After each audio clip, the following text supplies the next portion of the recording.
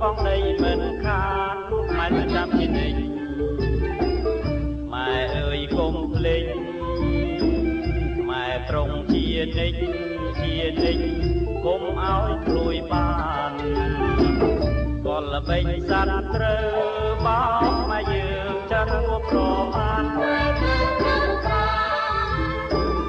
កុំជឿសត្វត្រូវ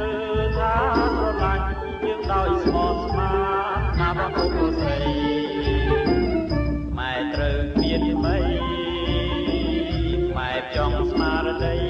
រួមសាមគ្គីម៉ែអើយក្រោមឡើងយើងរួមយើងគួរដៃគ្នាយើងគួរដៃ